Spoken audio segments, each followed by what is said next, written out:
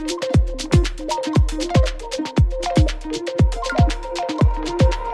with Chloe Johnson.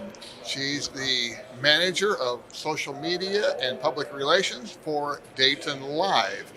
And what is Dayton Live? Well, we're standing inside one of their facilities right now, inside the Schuster Center. And tell me a little bit about what with the Schuster Center, how we started out, what all Dayton Live does with buildings. Yes, so Dayton Live owns and operates 5 different buildings. The Schuster Center is one of them. We also operate the Victoria Theater, the Metropolitan Arts Center, which is home to the Loft Theater, as well as the PNC Arts Annex across the street, and then the Arts Garage. The Arts Garage, parking. Yes, the Arts Garage is our parking, and it makes it so convenient when people come downtown to see the shows, because what Dayton Live is, it's a nonprofit arts organization. So we have touring Broadway shows, we have comedians, singers, dancers, live experiences. We try to offer a variety of programming for all ages. So it's not just for those who love Broadway, but it's for those who want to be entertained by music, or for those who want to hear comedians tell great jokes. There's a lot to offer at Dayton Live. And there's a lot of things for the Philharmonic, the different series of film. I mean, there's I'm trying to think, the formal music. Yes. So we have 5 different resident organizations. The first being the Dayton Performing Arts Alliance, which is home to not just one, not just 2, but not 3 different professional organizations: the Dayton Ballet, the Dayton Opera, and the Dayton Philharmonic. We also have Muse Machine, which is a children's-focused theater program, as well as the Human Race Theater, which usually performs in the Loft Theater in the Metropolitan Arts Center, as well as the Dayton Contemporary Dance Company, short names DCDC. It's a world-renowned dance company that performs in so many different places, as well as the Dayton Contemporary Initiative, which is a collaboration between both the DCDC dancers as well as the Dayton Ballet. So you've got a lot of things on your plate. Yes. With regards to public relations. Well, I do specifically public relations, social media, but each organization has their own marketing team. I focus primarily on what Dayton Live does. So Dayton Live presents the comedians, the singers, the touring Broadway. And of course, our facilities are used by the 5 organizations I named, because that allows the arts to flourish in downtown. We actually call this area the theater district. So with the theater district being our facilities, people can experience a lot of different shows here, and we want to make it theater accessible. So that's why we have windows where people can look in and see inside and know that this is a place they can be a part of. And you got the palm trees down below if you want, which is a good meeting place prior to any of the shows. Yes, the palm trees actually have a unique history there. So our palm trees were brought in, and at first we had real ones, but they grew too tall. They grew all the way to the ceiling, and then they started flopping over. And so we realized we couldn't have real palm trees, because if the palm trees grew too tall, then they would impact the roof. So now we have fake palm trees. Now, when I say fake, it's like taxidermy palm trees. They basically had these real palm trees, they cut it down, stuffed it, and then they imported them to come here. Okay, so we have a stuffed palm tree. Stuffed palm trees, and they look wonderful, and they look real. So that's what's most important.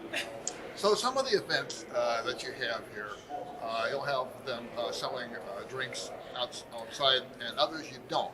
Yes. So what's the difference between them?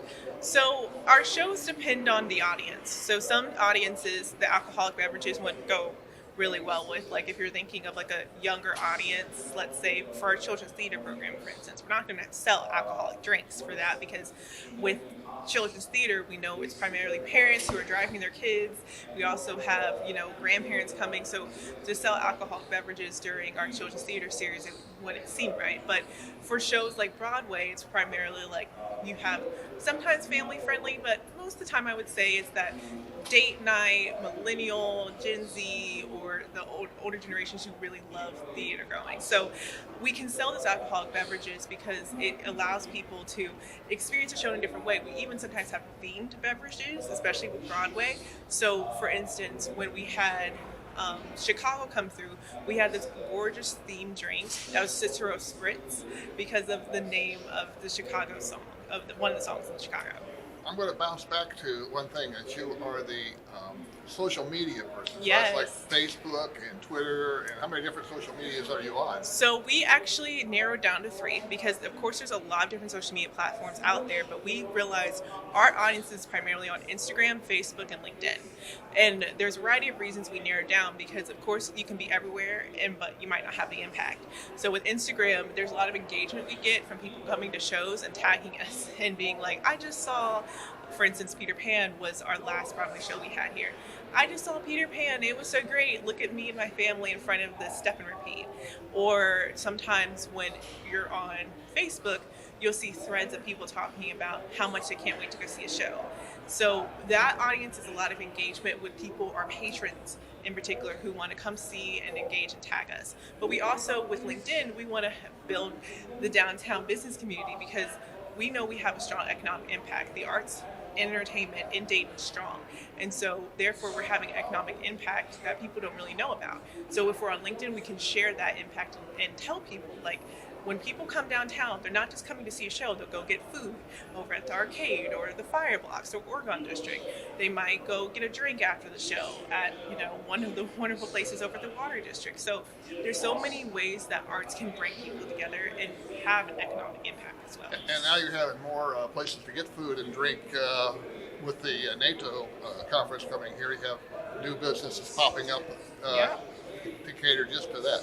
And you have a Starbucks here too, if you're a big coffee fan. Right? Yes, and the Starbucks is interesting because we don't necessarily have the same restrictions as other like corporate Starbuckses because we can have themed drinks for the shows, just like our performance bars have themed drinks. Our Starbucks usually has a themed drink that goes along with the Broadway, or when like DPAA, for instance, might have the Nutcracker, we make themed drinks around their experience so people can not just go see a show, but they can experience a show.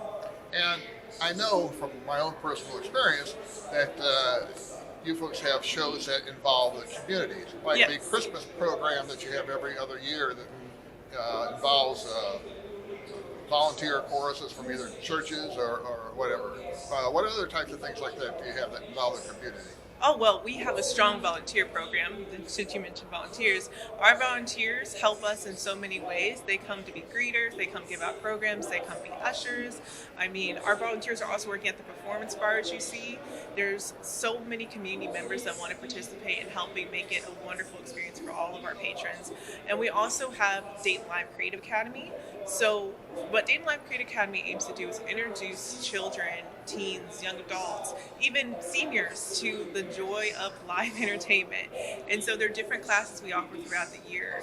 It's not just during the summer with summer camps. No, we have like experiences like Stage and Sip, where you can learn part of a dance for one of the Broadway shows with an actual performer in the show. So you're getting a sneak peek behind the curtain of what you normally would. We also have these great senior classes we offer mostly during the spring and fall, and so if they want to learn how to do like more immersive type of entertainment where they're doing things off the cuff, we have some great experiences like that as well. The volunteers, what does it take to become a volunteer? So we have an application process. So you first have to apply to become a volunteer. And then from there, we offer training after you get accepted, of course. So you can learn the different things like how to scan tickets, how to usher, because our theaters are different.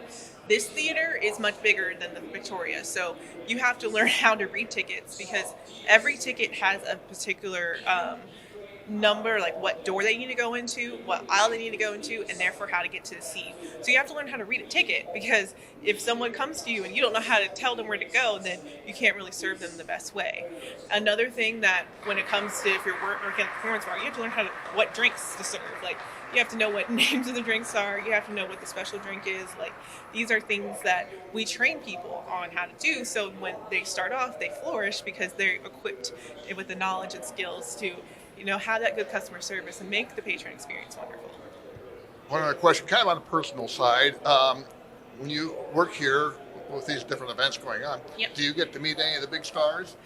Sometimes, but not often. It's kind of difficult because when it comes to Broadway in particular, that's where bigger stars come through.